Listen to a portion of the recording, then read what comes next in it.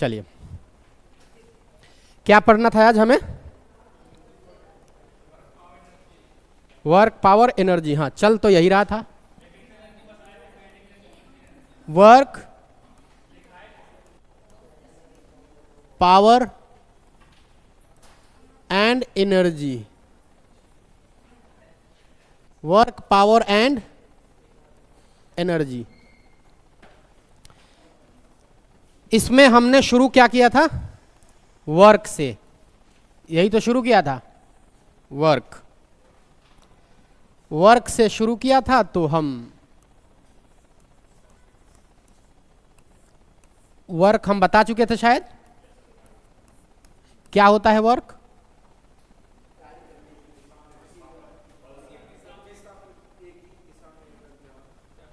मतलब बल लगाने से किसी ऑब्जेक्ट में डिस्प्लेसमेंट होगा।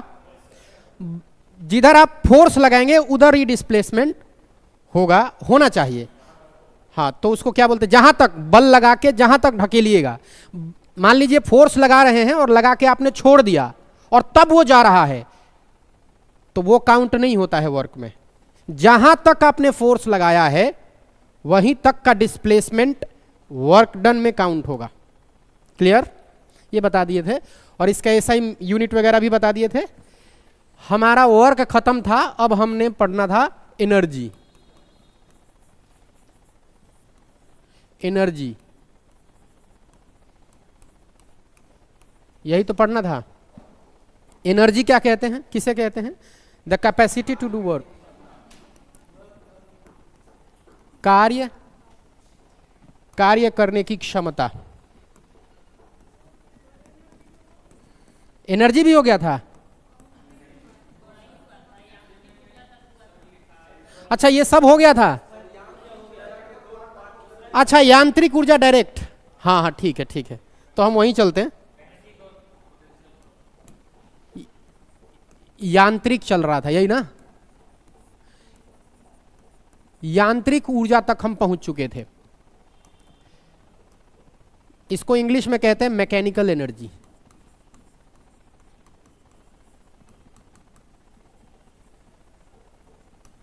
क्या बोलते हैं इसको? Mechanical energy.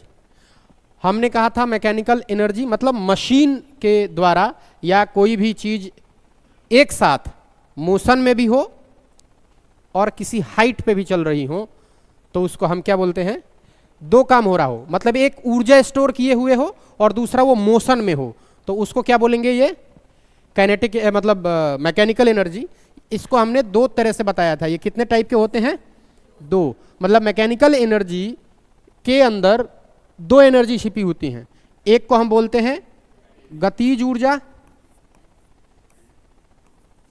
और दूसरे को बोलते हैं हम स्थैतिक ऊर्जा। स्थैतिक ऊर्जा, इसको हम इंग्लिश में बोलते हैं स्टैटिक या पोटेंशियल एनर्जी। पीई लिख दूं सिर्फ,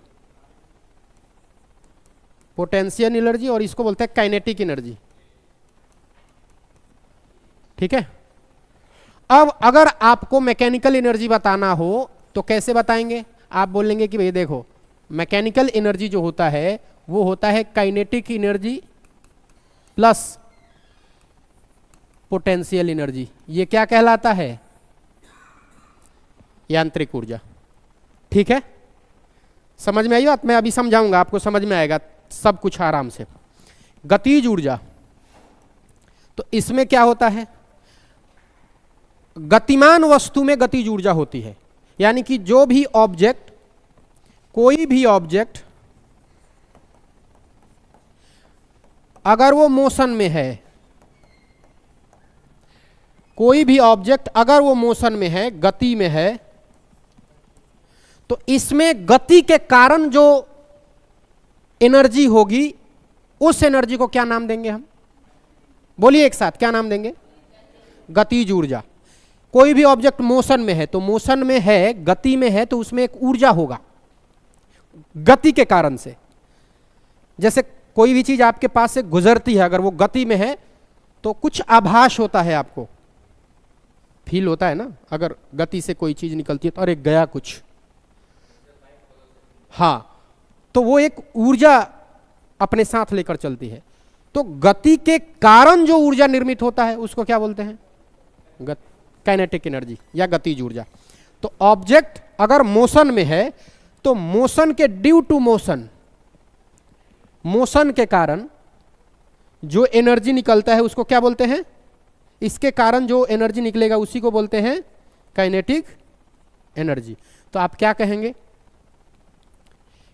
कि गतिमान वस्तु के कारण, गतिमान वस्तु में गति के कारण निर्मित ऊर्जा को क्या कहते हैं? गतिज ऊर्जा। लिख लीजिए इसको। गतिमान वस्तु में गति के कारण निर्मित ऊर्जा को हिंदी में, सब लोग हिंदी हैं, सब लोग इंग्लिश है? आज इंग्लिश है तो मैं इंग्लिश में बोल देता हूं। तो इंग्लिश में आप बस इतना लिखिए, object, if an object in motion due to motion. अरे पहले एक ही तो लिखवा दे, क्या लिखवा रहा था हिंदी में? गतिमान वस्तु में गति के कारण निर्मित ऊर्जा गतिज ऊर्जा कहलाती है। गतिमान वस्तु में गति के कारण निर्मित ऊर्जा क्या कहलाती है? गतिज ऊर्जा कहलाती है। गतिज ऊर्जा कहलाती है। समझ गए आप? सभी लोग समझ गए? मोशन के कारण किसी ऑब्जेक्ट में जो एनर्जी बने उसको काइनेटिक एनर्जी कहते हैं। एक काइनेटिक एनर्जी, तो हमने कहा कि मोशन होना चाहिए, यानी कि ठीक है। तो मोशन के कारण जो एनर्जी है, तो जब भी काइनेटिक एनर्जी निकालना होगा तो ये होता है 1/2 mv²। 1/2 काइनेटिक एनर्जी क्या होता है? 1/2 हाफ mv²। ठीक है। मास जरूरी है, तो मास क्या है उस ऑब्जेक्ट का? अच्छा, कोई भी ऑब्जेक्ट कितना काइनेटिक एनर्जी उसमें है, तो मास होगा तभी ना। एक रुई को फेंकिए और एक गिट्टी को फेंकिए पत्थर से, तो आपको पता चलेगा मास जो है ना, मास के वजह से वेलोसिटी भी तय होता है। मतलब कोई ऐसा चीज जिसमें बहुत कम मास हो और एक ऐसा चीज जिसमें बहुत ज्यादा मास हो, मास मतलब द्रव्यमान हो।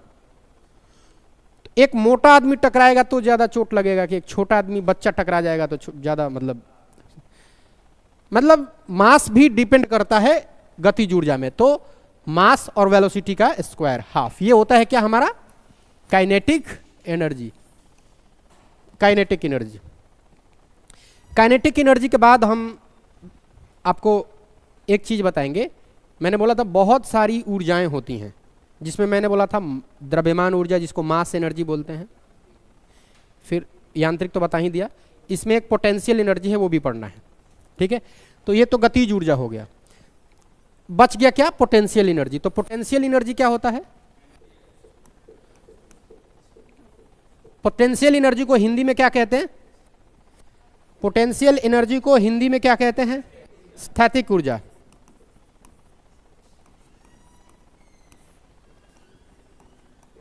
और इसी को बोलते हैं पोटेंशियल। तो इसमें क्या होता है? किसी वस्तु के स्थिर रहने के वजह से, स्टैटिक रहने के वजह से उसमें ऊर्जा स्टोर हो जाता है। उसकी स्थिति के वजह से, उसके स्टेबिलिटी के वजह से उसमें ऊर्जा क्या हो जाता है? स्टोर होता है।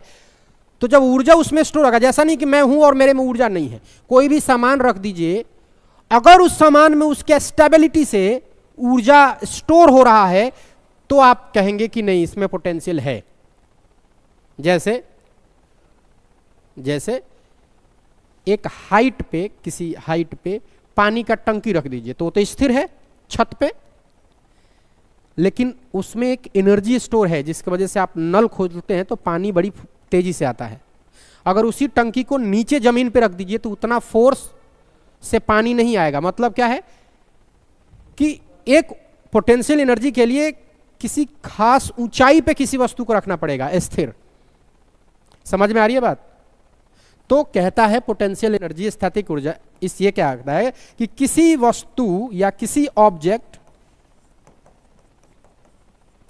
के स्थिति के कारण, स्थिति मतलब उसका जो स्टेबिलिटी है, स्थिति के कारण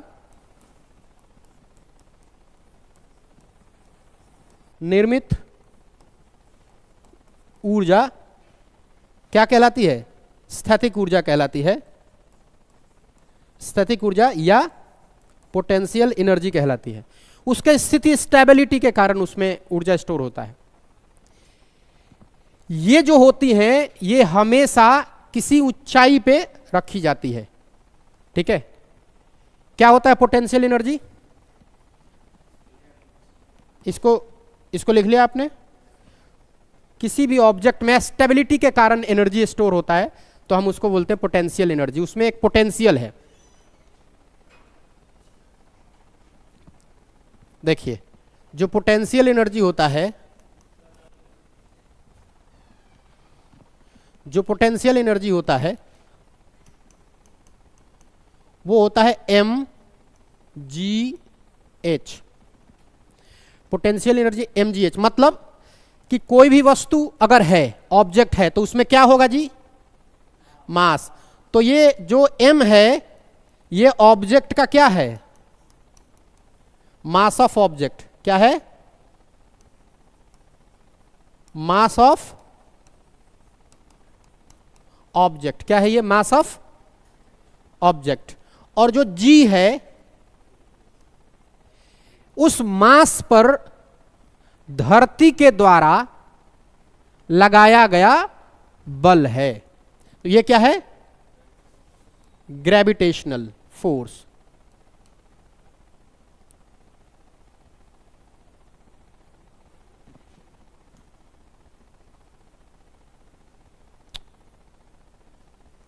मास ऑफ ऑब्जेक्ट और ये है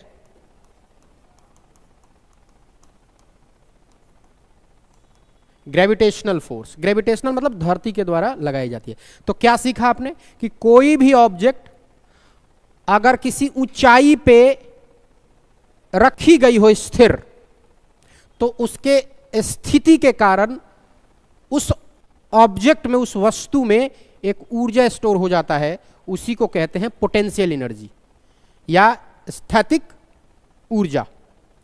ध्यान रखना, इसमें हाइट पे रखना वस्तु को जरूरी है। स्थिर रहेगा लेकिन हाइट पे रहेगा। ठीक है, तो और h क्या है? h क्या है? हाइट ऑफ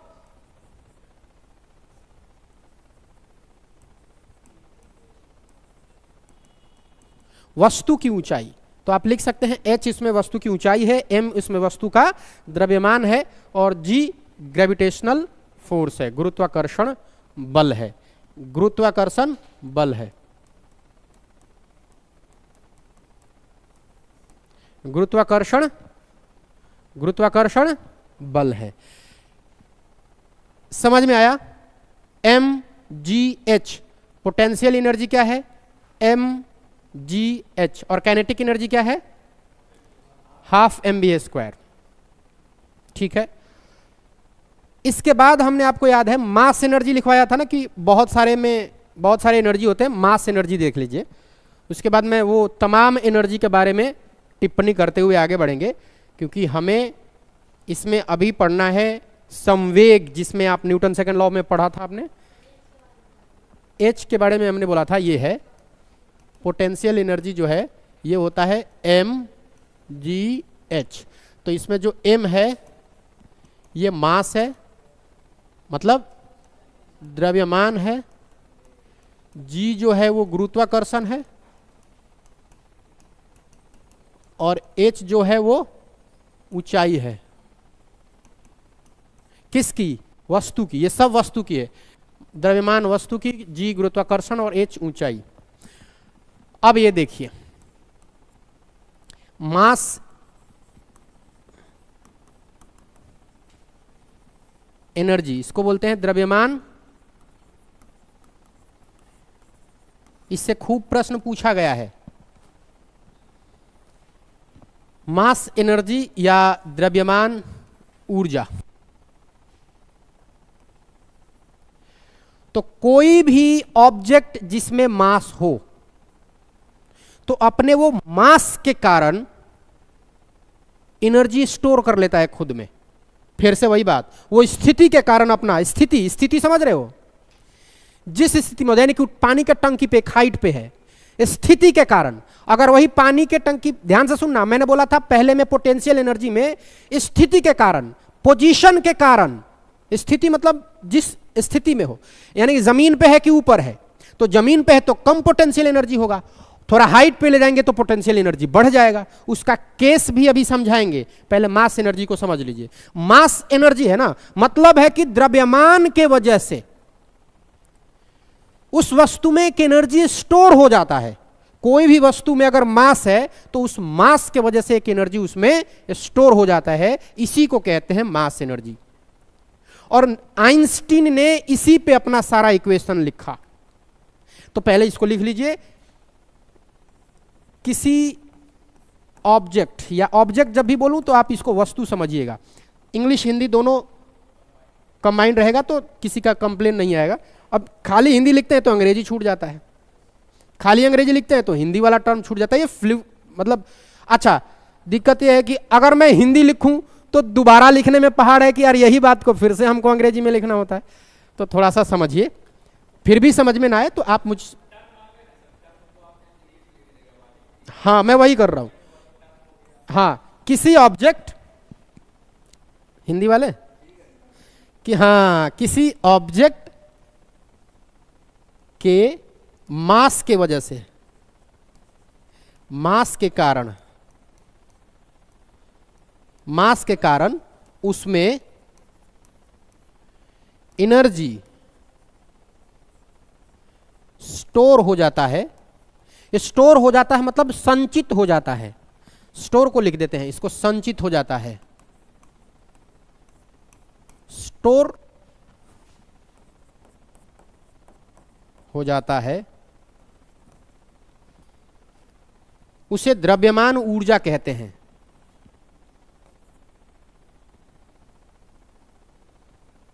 उस संचित ऊर्जा को या उस स्टोर्ड ऊर्जा को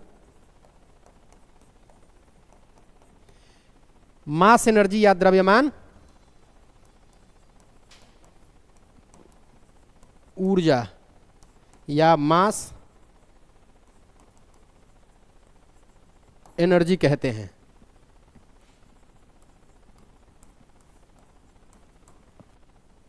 मास के कारण उसमें एनर्जी हो जाता है। आइंस्टीन ने इस पे क्या अपना इक्वेशन दिया था, बड़ा फेमस इक्वेशन है आइंस्टीन का, आगे बढ़ूं। उन्होंने कहा था इक्वल टू mc², मतलब कि एक मास के वजह से जो एनर्जी उसमें स्टोर होगा किसी ऑब्जेक्ट में, किसी ऑब्जेक्ट में उसके मास के वजह से जो एनर्जी स्टोर होगा वह इसमें जो प्रकाश का गुणनफल होगा उसके इक्वेशन के बराबर होगा। तो ये उन्होंने अपना सिद्ध किया। यही इसी इक्वेशन को क्या बोलते हैं, मास एनर्जी इक्वेशन, या हिंदी में द्रव्यमान, बता रहे द्रव्यमान ऊर्जा समीकरण, इसी को बोलते हैं, या इसी को बोलते हैं सापेक्षिकता का सिद्धांत। सापेक्षिकता या अपेक्षिकता,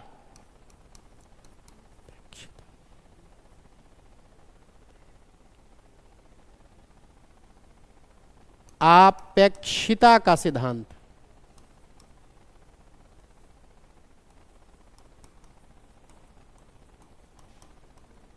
या इसी को कहते हैं, देखिए सापेक्षिता का सिद्धांत, अपेक्षिता का सिद्धांत कौन नहीं होगा इसमें, सापेक्षिता का सिद्धांत या अपेक्षिता का सिद्धांत, या इसी को कहते हैं रिलेटिविटी ऑफ थियरी, थियरी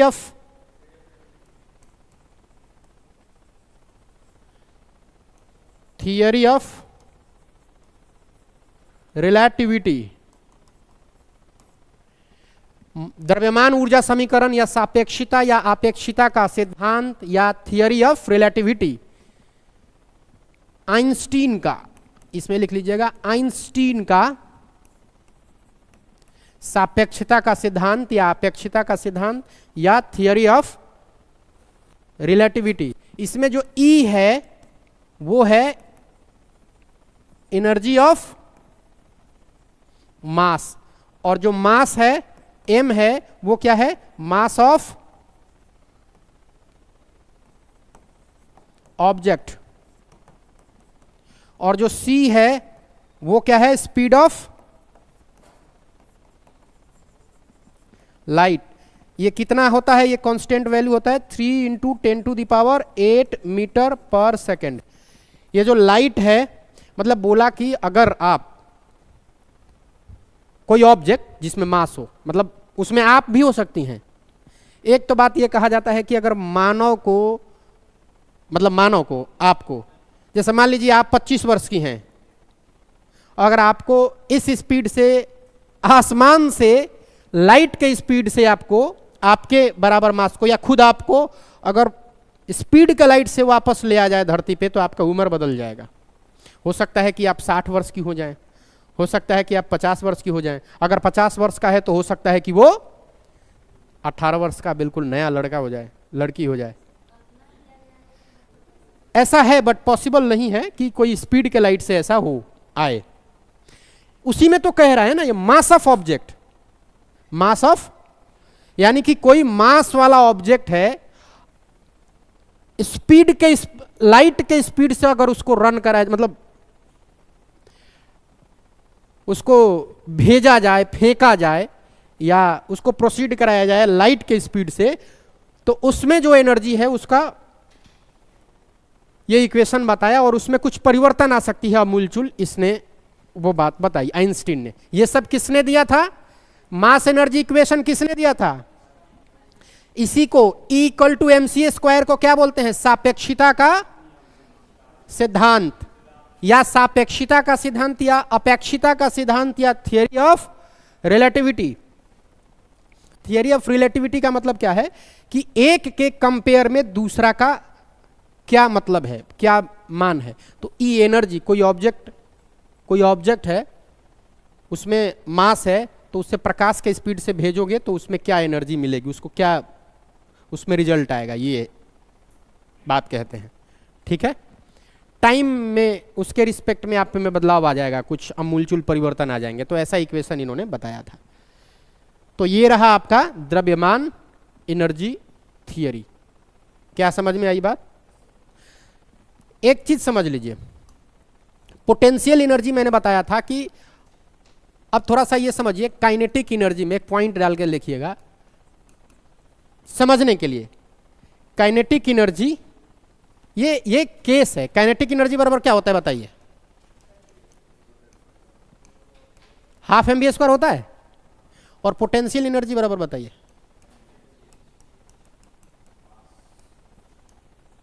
समझ गए? ये हाइट पे होता है और ये हाइट पे, मतलब कहीं भी अगर गति हो तो लगता है।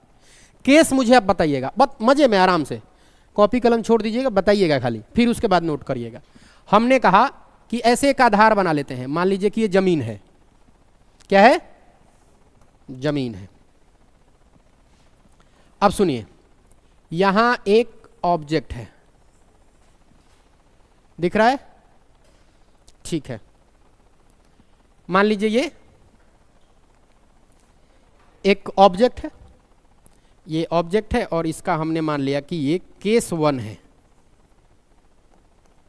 केस 1 मान लिया हमने, और इसको हमने कहा कि ये है रेस्ट में। क्या है? चेंज कर लेते हैं, कौन सा कलर दें? ये है रेस्ट में। रेस्ट मतलब स्थिर है। तो जब ये रेस्ट में होगा, इसका मतलब क्या होगा कि वेलोसिटी 0। रेस्ट में है मतलब वेलोसिटी 0। अब जब वेलोसिटी 0, हालांकि ये ऑब्जेक्ट है, वेलोसिटी 0, तो इसमें कौन सा 0 होगा बताइए? ये 0 हो जाएगा। इसका मतलब है जब वेलोसिटी 0 होगा तो जो काइनेटिक एनर्जी होगा वो क्या होगा? 0 होगा। इसमें पोटेंशियल एनर्जी बताओ क्या होगा?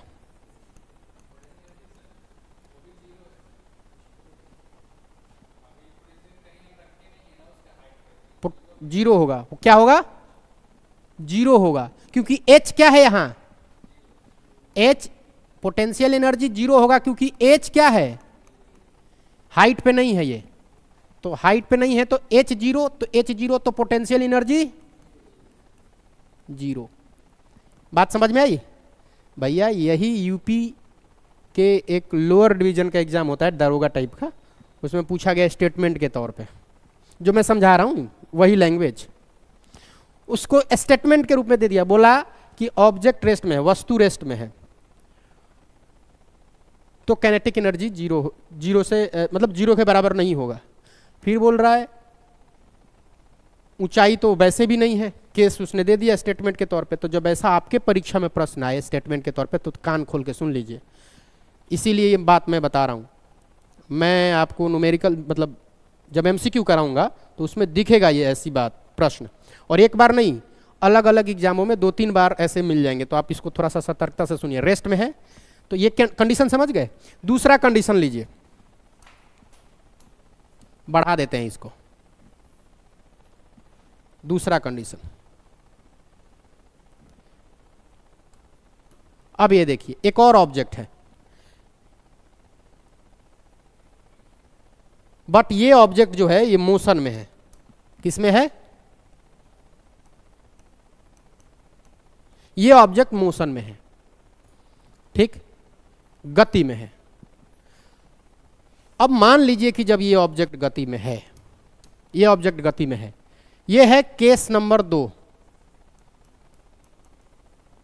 केस नंबर 2, तो गति में है तो इसका यानी कि इसका कुछ वेलोसिटी है, तो जीरो तो नहीं होगा, तो वेलोसिटी इसमें जीरो नहीं है। हमने बताया कि नॉट इक्वल टू जीरो मतलब जीरो नहीं है।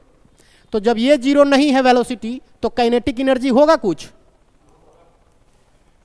ये भी जीरो नहीं होगा। यही तो है जो मैं लिख रहा हूं, ये लैंग्वेज में आएगा कि जब हमने वेलोसिटी को जीरो, अब गति में है तो वेलोसिटी जीरो नहीं है, और जब वेलोसिटी इसमें है तो किसी भी गतिमान वस्तु में क्या होता है? कौन सी एनर्जी? कौन सी एनर्जी? अगर वस्तु गति में है तो उस गति के कारण काइनेटिक एनर्जी होगी। यही तो है, यही है ना, गतिज ऊर्जा होगी उसमें, गति के कारण गतिज ऊर्जा होती है। तो अब कह रहा है कि मोशन में है तो कौन सी गति होगी इसमें? तो मतलब काइनेटिक एनर्जी जीरो नहीं होगी, यही ना? यही ना कह रहा है कि काइनेटिक एनर्जी जीरो नहीं होगी, यही बात स्टेटमेंट में देगा। कुछ वैल्यू कुछ तो होगी, बट जीरो नहीं होगी। जैसे है आपने कहा कि कुछ तो होगी, मतलब हमने ये थोड़ी बोला कि इतने गति में है, मैंने बोला गति में है, तो कुछ ना कुछ वैल्यू होगा, जीरो नहीं होगा, कुछ ना कुछ होगा। अगर मैं यहां बोल दूं कि 25 के स्पीड से है, तब आप निकालिए, लेकिन उसका नहीं कह रहा, कह रहा कि अगर ऑब्जेक्ट गति में है तो बताइए काइनेटिक एनर्जी जीरो होगा? नहीं होगा, जीरो नहीं होगा। कुछ ना कुछ होगा जरूर, बट जीरो नहीं होगा। आप इतना बात समझ गई? समझ में आ रहा आपको? चारों महिलाओं समझ में आ रहा है? चलिए, तो केस 2 समझ में आ गया। क्या इसमें H है? बताइए, H है क्या? तो H जब जीरो तो पोटेंशियल एनर्जी ये जीरो होगा ना। स्टेटमेंट समझ में आ रहा है कैसे देगा? कहेगा हाइट पे है ही नहीं, तो पोटेंशियल एनर्जी कुछ होगा, क्या वो जीरो के बराबर होगा? बिल्कुल होगा। चलिए अब दूसरा कंडीशन ले लीजिए, यहां से अब हम क्या करते हैं, वस्तु को h हाइट पे ले लेते हैं, यानी कि अब जो हमारा वस्तु है वो है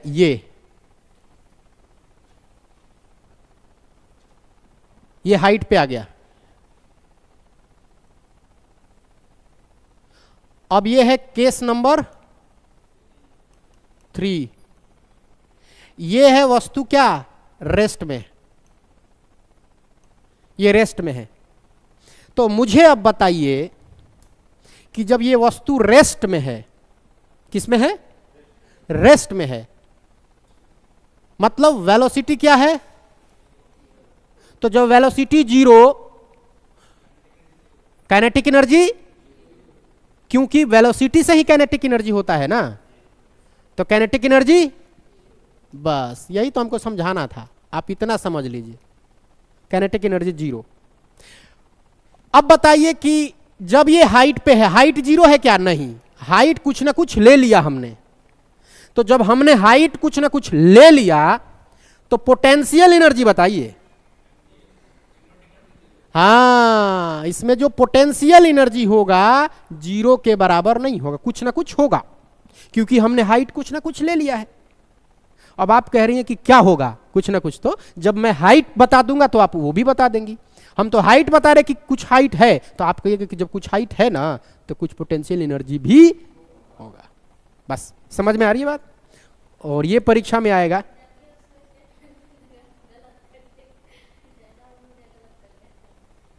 इसीलिए तो बता रहे हैं। अब आप गलत नहीं करिएगा, पूरे दावे के साथ कह रहे हैं, इसको आप गलत नहीं करिएगा। आप सीधे मानिए कि हाइट पे है ना, हाइट पे है मतलब कि इसमें पोटेंशियल एनर्जी है। किसी वस्तु को ऊंचाई पे रखोगे तो उसका पोजीशन के वजह से, उसकी स्थिति के वजह से ही तो उसमें स्टोर होता है, तो वो हाइट पे है तो होगा। बात समझ में आई कि नहीं आई? तो V जीरो काइनेटिक एनर्जी, तो ये तो पहला स्थिति था, केस नंबर 3। एक और स्थिति बना देते हैं, एक और केस जिसमें क्लियर हो जाएगा फाइनल। नहीं हटा नहीं रहा, अब लिखिए, इसी यहीं पे बना देता हूं। जैसे अब कलर ले लेते हैं। ये मान लीजिए कि ये एक ऑब्जेक्ट है, ये भी एक हाइट पे है, ये भी एक हाइट पे है, h हाइट पे, और ये है मोशन में। क्या है? मोशन में। ये जो थियरी सेट हो रहा है ना, ये प्रीवियस ईयर के पेपर के आने के नेचर पर सेट किया गया है थियरी। ऐसे किताब में नहीं मिलेगा कि बताओ केस 1 केस 2। जब आप एनालिसिस करते हैं प्रीवियस ईयर पेपर तो आपको लगता है कि थियरी ऐसे बनाएंगे तब गैप खत्म होगा। इस तरह के प्रश्न आने के नेचर में है, ट्रेंड में है। ऐसा कंडीशन देके स्टेटमेंट दे देगा, छोटा छोटा 2-2 लाइन का स्टेटमेंट देगा, बताओ कि वेलोसिटी जीरो है, इसमें पोटेंशियल एनर्जी जीरो के बराबर होगा कि नहीं होगा।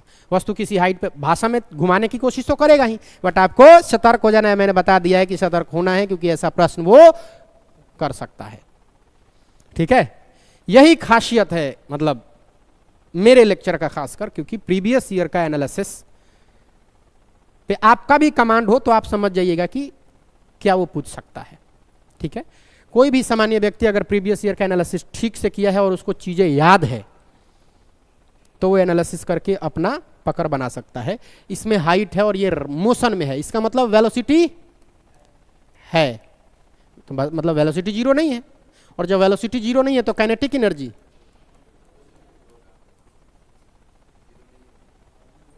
होगा क्या? जीरो नहीं होगा, क्योंकि वेलोसिटी है। और मजे की बात, क्या इसमें वेलोसिटी सॉरी इसमें हाइट है? तो हाइट भी जीरो नहीं होगा। तो जब हाइट जीरो नहीं होगा तो पोटेंशियल एनर्जी ये भी जीरो नहीं होगा। और यही था उसका आखिरी कारण, मतलब स्टेटमेंट, कि दोनों में यही भुलवा सकता है। तो आप तो समझ गए ना, हाइट भी है मोशन भी है, तो काहे का चक्कर। ठीक है, समझ में आई बात?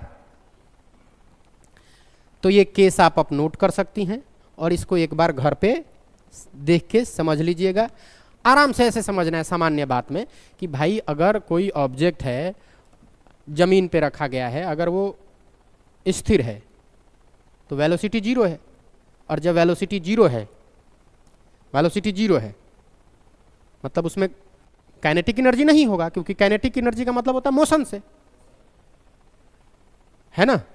किसी हाइट पे है, हाइट आते ही मतलब हाइट पे है, पोटेंशियल एनर्जी जीरो नहीं होगा, सीधी सी बात है। हाइट पे है मोशन में है, तो दोनों बात हो गई। हाइट पे है तो mgh यानी कि पोटेंशियल एनर्जी है। समझ में आया सब? बोलिए महिलाएं, समझ में आया? तो एकदम ऊर्जा के साथ आप लोग हैं ना कि एग्जाम ज्यादा दूर नहीं है। किसने कौन कौन इधर टियर 3 दे रहा है? सब दे रहे हैं। बच्चे सीरियस क्यों नहीं हो रहे हैं, मुझे तो यही नहीं समझ में आ रहा। बाकी जो आप लोगों के साथ है, आपके साथ वाले कहाँ गए सब? पूरा सेल्फ, बहुत बढ़िया। तो मतलब सब चीज उनका हो रहा है, हो गया है, कोई बात नहीं है। आप लोग थोड़ा सा इस पे टाइम दीजिए, बहुत कम समय में मैं ज्यादा चीजें बताने की कोशिश कर रहा हूं। ये हो गया, आगे बढ़े, लिख लीजिए।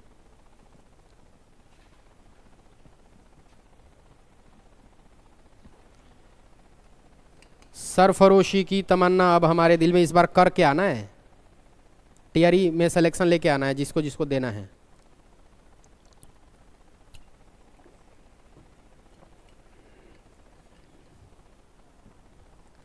ठीक है, चलिए आगे बढ़े। अभी भी नहीं, लिखिए लिखिए लिखिए, आराम से लिखिए। अब हम पढ़ेंगे आगे, इसके बाद संवेग, जिसको आप मोमेंटम बोलते हैं। लेकिन उससे भी पहले जब हमने एनर्जी लिखवाया था तो उसमें एनर्जी के बारे में मैंने कई तरह के एनर्जी लिखवाए थे। तो उसमें दो तरह की एनर्जी मैंने बता दिए, एक यांत्रिक एनर्जी, मैकेनिकल एनर्जी, और दूसरा बता दिया हमने क्या, दूसरा बता दिया द्रव्यमान और मास एनर्जी, जिसमें रिलेटिविटी थियरी आइंस्टीन का बताया गया, सापेक्षता का सिद्धांत। हाँ, सापेक्षता का सिद्धांत से एक और पॉइंट उसमें ऐड कर लीजिए। उस सापेक्षता के सिद्धांत से ही हमें एटॉमिक एनर्जी और न्यूक्लियर एनर्जी मिलता है। मास एनर्जी इक्वेशन से, इक्वेशन मतलब समीकरण, आप हिंदी में लिखिएगा द्रव्यमान और ऊर्जा, उसी पॉइंट में ऐड कर दीजिएगा। द्रव्यमान और ऊर्जा इक्वेशन, द्रव्यमान और ऊर्जा के समीकरण से न्यूक्लियर एनर्जी,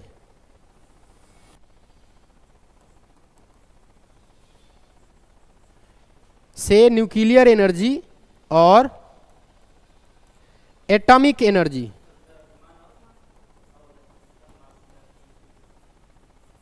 मिलता है। देखिए, ये कहा मैंने द्रव्यमान और ऊर्जा,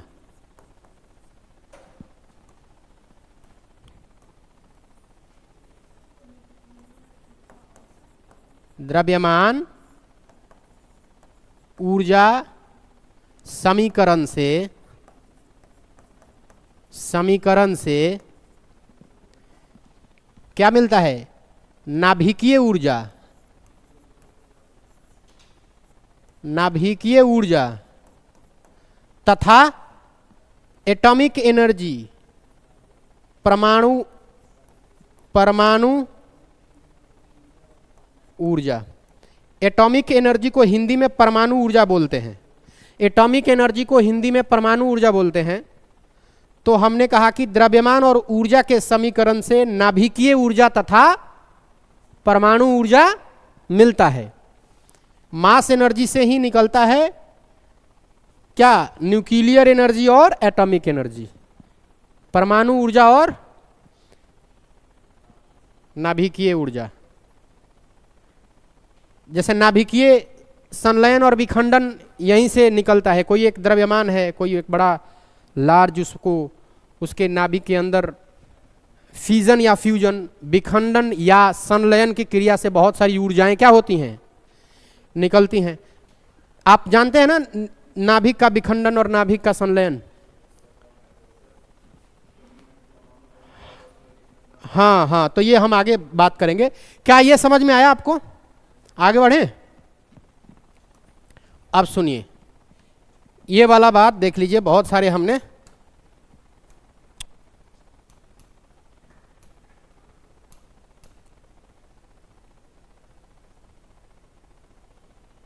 हाँ, कुछ प्रमुख प्रकार की ऊर्जा मैंने बताए थे, आपको याद है? तो उसमें से दो आपने पढ़ लिया जो डिटेल में आपको पढ़ना है। एक आपने मास एनर्जी पढ़ लिया, द्रव्यमान ऊर्जा, और एक पढ़ लिया आपने क्या दिमाग एक्टिव नहीं है आप लोगों का? काइनेटिक एनर्जी पढ़ लिया, मैकेनिकल एनर्जी में पोटेंशियल एनर्जी पढ़ लिया। अब जो आपने हम बोला था सौर ऊर्जा, आपके अपने नोट्स में देखिए सौर ऊर्जा था। क्या है सौर ऊर्जा? The most direct and largest source of energy. हमारे धरती पे सबसे बड़ा जो एनर्जी का स्रोत है वो कौन है? सूरज है। तो वही हमारे सौर मंडल में ऊर्जा का सर्वाधिक प्रत्यक्ष एवं विशाल स्रोत कौन सा है? तो ये सोलर एनर्जी है। ठीक है, ये बाद में हम जब आखिरी में टेक्निकल वाला पार्ट पढ़ेंगे, अगर पढ़ेंगे, आपके सिलेबस में तो नहीं है, फिर भी थोड़ा बहुत इस पे हम चर्चा करेंगे। तो सोलर एनर्जी आप समझ गए, सारा चीज आजकल सोलर एनर्जी पे टिका हुआ है। इंग्लिश वाले देख लीजिए, the most direct and largest source of energy in our solar system in the sun. ठीक है, इज सन।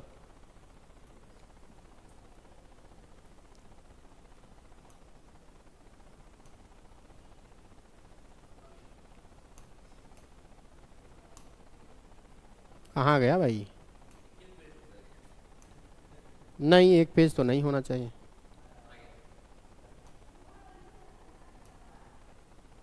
ठीक है, नाभिकीय या न्यूक्लियर एनर्जी, परमाणु का नाभिक में ऊर्जा का भंडार होता है और इस विखंडन, इसका क्या होता है? विखंडन अथवा संलयन से भी हम जो ऊर्जा प्राप्त करते हैं।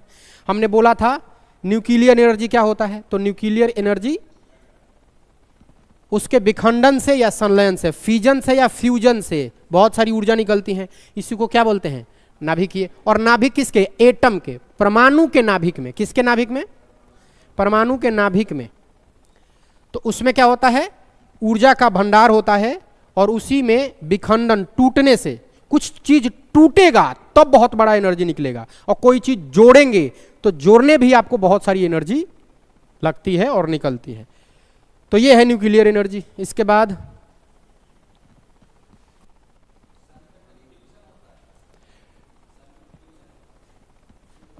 किसमें? हाँ, तभी तो हाइड्रोजन हीलियम का होता है। संलयन बोलते हैं, फ्यूजन को, फिजन को संलयन और फ्यूजन को विखंडन।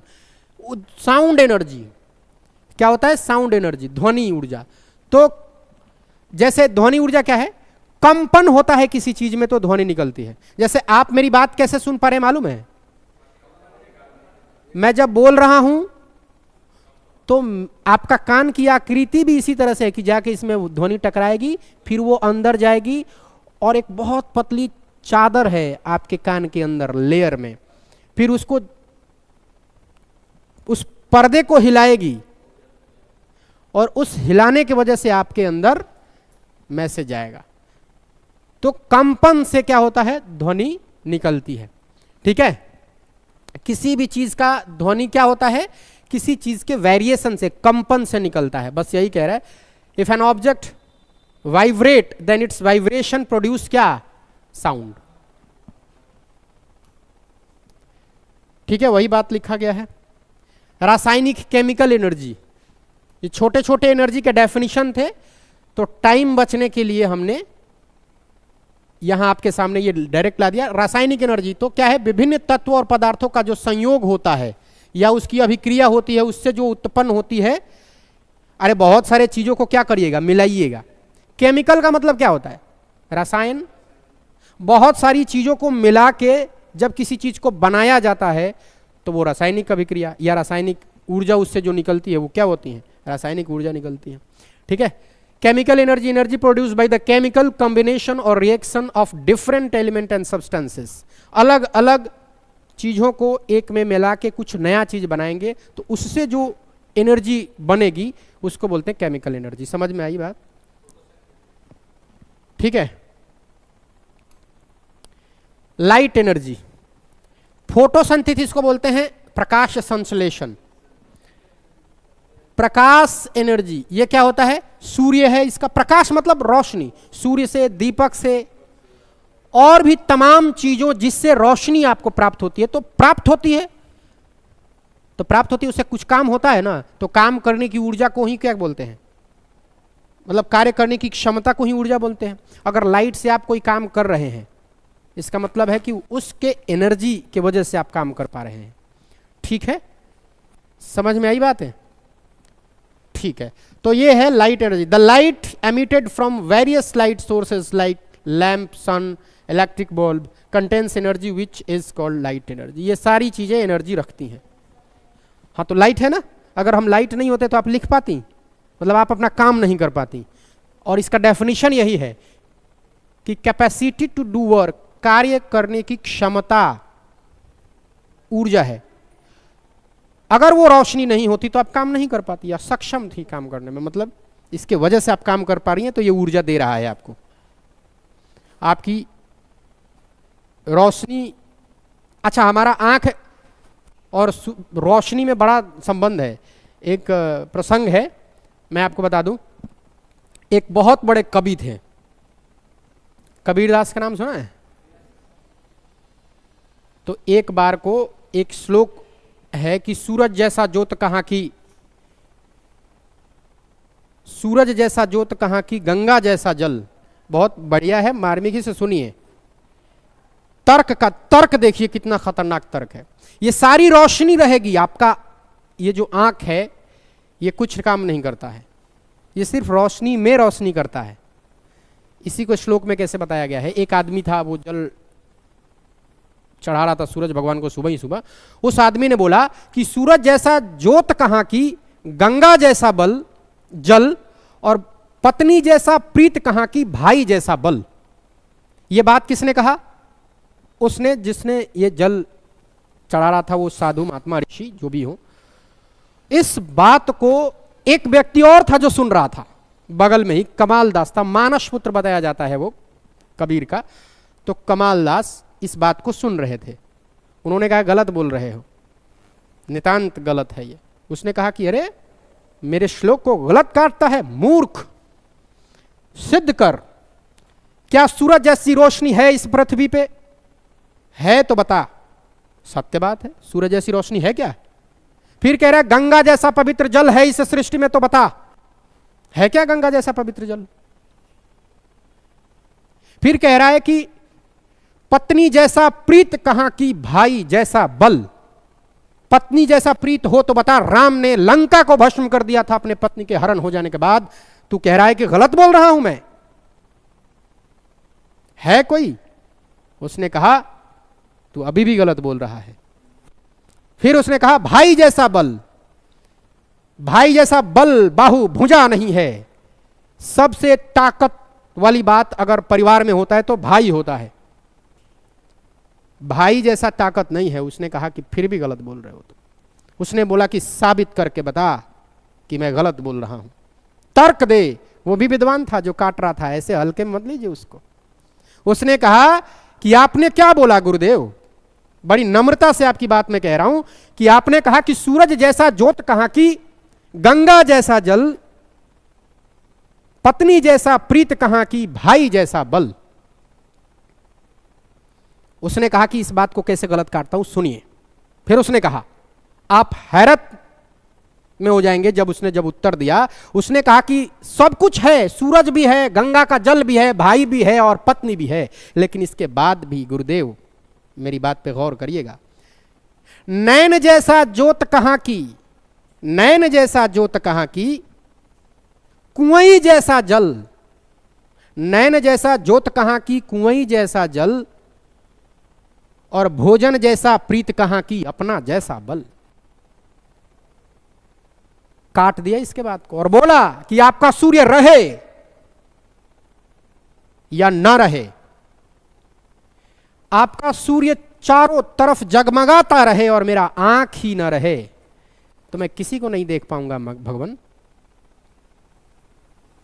तो क्या फायदा आपके सूरज के रहने का? तो ज्योत किसका मजबूत, किसका ऊपर? इसने तर्क देके उनके बात को पहला खारिज कर दिया। उसने बोला बात तो सही है, सूरज लाख रहे और आंख से आप अंधे हो। फिर उसने कहा कि गंगा जैसा जल। उसने कहा कि सोचिए, कुआं में माता वास करती हैं, पूजा भी जाता है और इसमें थूकने से भी लोग डरते हैं, और गंगा में तो न जाने कितने कचड़े डाले जाते हैं रोज। बताइए किसका जल पवित्र है, कुआं का या गंगा का? स्तब्ध रह गए। फिर उसने कहा कि पत्नी की बात कर रहे थे आप, राम का उदाहरण दे रहे थे। एक बात बताइए, राम जी कम से कम 1.5 साल तक, आखिरी समय पे रावण उठा ले गया था ना, 1.5 साल तक, तकरीबन 1 साल के आसपास तक बिना पत्नी के राम रह गए थे। भोजन के बिना आप 10 दिन रह के बताइए, प्रीत पता चलेगा कि पत्नी से है या भोजन से।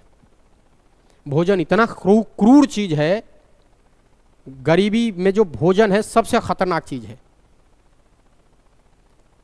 फिर उसने कहा कि बात तो सही कह रहा है, अन्न से ज्यादा प्रीत है, भूख से ज्यादा प्रीत है, भोजन से ज्यादा प्रीत है। पत्नी का प्रीत तो मर ही जाएगा जब आदमी भूखा रहेगा। और एक बात समझ लीजिए, जब आदमी भूखा रहता है ना, तो आप प्रेमचंद्र की कहानी पढ़िए, कफन, 5 रुपया भीख मांग के, उसमें जो किरदार है वो अपने वाइफ को कफन पहनाने के लिए 5 रुपया इकट्ठा करता है। 1930-31 की बात है। 5 रुपया भी ठीक से नहीं मिल पा रहा है, कफन नहीं है, प्रेगनेंसी के दर्द से, वो प्रसव पीड़ा से उसकी पत्नी मर जाती है, और ये 2 इतने भूखे होते हैं कि उसमें 7 आलू है। बाप कह रहा है कि जाके देख, तुम्हारी वाइफ प्रसव पीड़ा से तड़प रही है। प्रेमचंद्र की कहानी, कफन की बात कर रहा हूं, प्रसव पीड़ा से तड़प रही है, जाके देख। इसने कहा कि बापू तू जाके देख, जब तक मैं आलू पका लूं।